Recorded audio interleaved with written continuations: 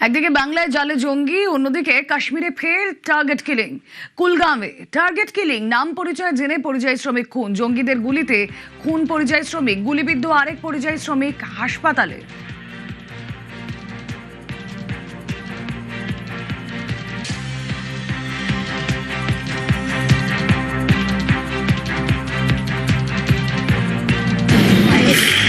Callum Kulgam में हुए आतंकी हमले के बाद ये आप देख रहे हैं फिलहाल एक को शिफ्ट कर दिया गया है और ये जो एक जख्मी है नॉन लोकल उसे फिलहाल शिफ्ट कर दिया गया है श्रीनगर के अस्पताल में।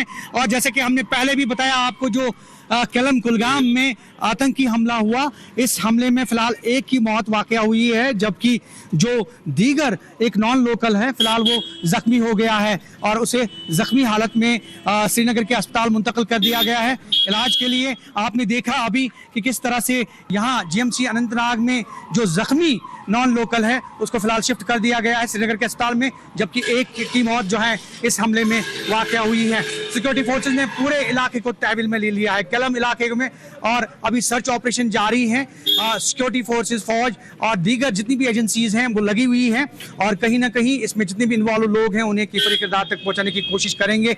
लेकिन फिलहाल यहाँ से ये खबर कि फिलहाल एक की मौत वाकया हुई है इस हमले में, केलम कुलगाम हमले में, और एक जो जख्मी है नॉन लोकल फिलहाल उसे श्रीनगर के अस्पताल में मुंतकिल कर दिया गया है। अभी आपने देखा कि किस तरह से एम्बुलेंस में उसे जो है श्रीनगर के अस्पताल शिफ्ट कर दिया गया है।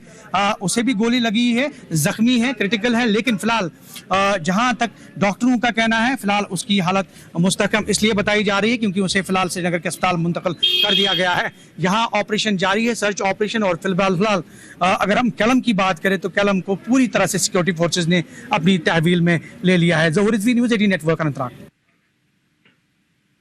কাশ্মীরে আবার ধর্ম বেছে বেছে টার্গেট কিলিং, আবার লস্করে তৈবার সাম্প্রদায়িক সন্ত্রাস। 2025 এপ্রিলের ঘটনা আপনাদের মনে আছে, পহেলগাঁওয়ের ভেসারন ভ্যালিতে হত্যা করা হয়েছিল পর্যটকদের। 2026 31 জুলাই কুলগাঁওয়ে গুলি চলল ছত্তিশগড়ের দুই পরিযায়ী শ্রমিকের ওপর।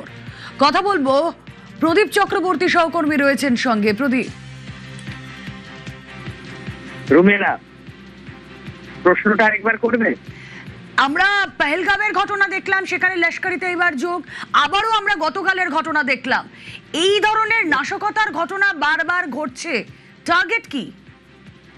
টার্গেট হচ্ছে এটা একদম পহেলগামের বৈশরণ ভ্যালির মতোই মোডাস অপারেন্ডি, অর্থাৎ ধর্ম দেখে দেখে এথনিসিটি দেখে দেখে হত্যা করা, যাতে কাশ্মীরে বাইরের লোকেরা যেতে ভয় পায়, যাতে সাংস্কৃতিক মেলবন্ধনটা না হয়।